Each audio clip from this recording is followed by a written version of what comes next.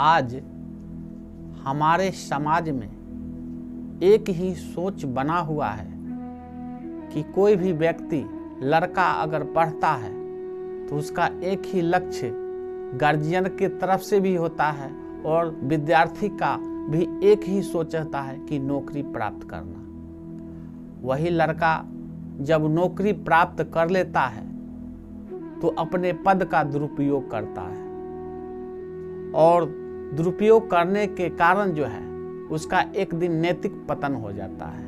उसमें एक चीज का कमी होता है और वह है संस्कार का। उदाहरण के तौर पर एक हम कहानी बताते हैं कि एक इंजीनियर था और उसने सोचा कि पैसा कमाना है, तो उन्होंने सरकार को अर्जी दिया कि अमुक जगह पुल बनना अति आवश्यक है, क्योंकि यहाँ के नागरिक को, जनता को आने जाने में काफ़ी कठिनाई होता है। तो सरकार को जब अर्जी देता है तो वह अर्जी पास हो जाता है और पास होने के बाद 20 करोड़ रुपया देता है पुल बनाने के लिए। 20 करोड़ रुपया जब पुल बनाने के लिए उसको मिल जाता है तो अपने जेब में डाल करके और कुछ दिन के बाद वो अपना ट्रांसफ़र करा लेते हैं। फिर दूसरा इंजीनियर साहब आते हैं, तो आने के बाद जब उस जगह पर जाते हैं तो सोचते हैं यहाँ तो पुल बना नहीं, अब हम कैसे कमाएं। तो वह भी सरकार के पास अर्जी देता है कि अमुक जगह जो पुल बना हुआ है, अगर इसका मुरम्मती नहीं हुआ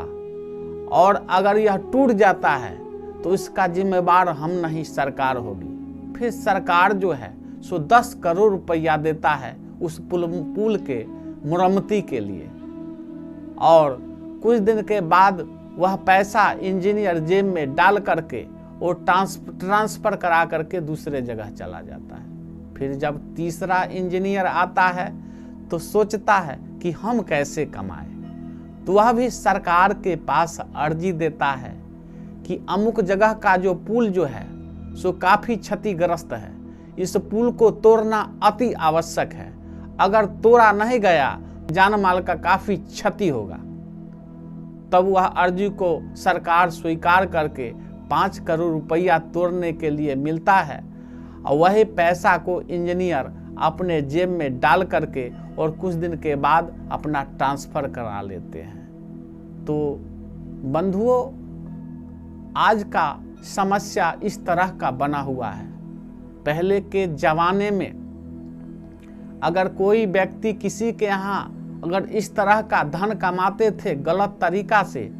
तो वहाँ एक ही बात लोग सोचते कि अमुक जगह जो है उसके यहाँ हमको खाना पीना नहीं है क्योंकि दूषित अन्न है। और महाभारत में भी जब द्रौपदी का चीरहरण हो रहा था और होने के बाद जो है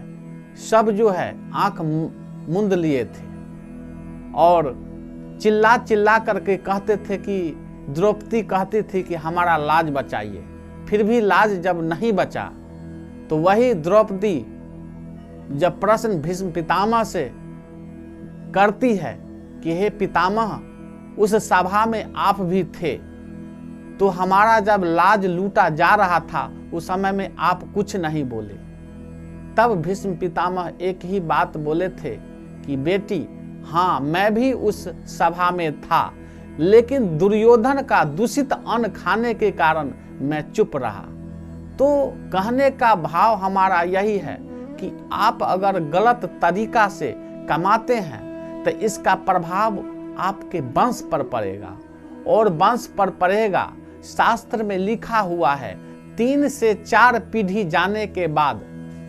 वह धन कमाया हुआ जो अपने जीवन में कमाए हैं, वंश में एक ऐसा आपका वंश में होगा कि आपके सामने में सारा संपत्ति को नाश कर देगा। और जब कोई निश्चित नहीं है कि आप इतना गलत तरीका से आप कमाए हैं और आपके ऊपर यह पैसा का खर्च होगा कि नहीं होगा, कहना मुश्किल है। इसलिए बंधुओं, गलत तरीका से कमाने का प्रयास नहीं करें, क्योंकि अगर आप गलत तरीका से कमाते हैं तो आपका संस्कार जो है सो हमेशा जो है बुझाएगा कि पैसा, लेकिन संस्कार अपने आप को कोसिएगा कि मैंने गलत तरीका से कमाया है। और मरने समय में जो है, जैसे हम किसी बच्चे को 100 रुपया देते हैं तो उसका हिसाब लेते हैं कि तुम बाजार गया तो क्या क्या लाया, तो उसी प्रकार जब आप यहाँ से संसार छोड़ करके जब यह शरीर शांत हो जाएगा और संसार छोड़ के जाइएगा, तब परम पिता परमेश्वर भी आपसे हिसाब लेगा कि आप इस मनुष्य के रूप में जन्म लिए तो जीवन में आप क्या क्या किए, और गलत तरीका से कमाने के बाद आपको हिसाब लिया जाएगा और हिसाब देना पड़ेगा। इसलिए बंधुओं, कभी भी गलत तरीका से कमाने का प्रयास न करें और बच्चे को संस्कार दें। जीवन का एक ही मकसद नहीं होता कि नौकरी प्राप्त करना, संस्कार भी देना जरूरी है, क्योंकि जिस बच्चे में संस्कार रहेगा तो उसका बाल बच्चा भी अच्छा बनेगा और अच्छा का अच्छा ही होता है।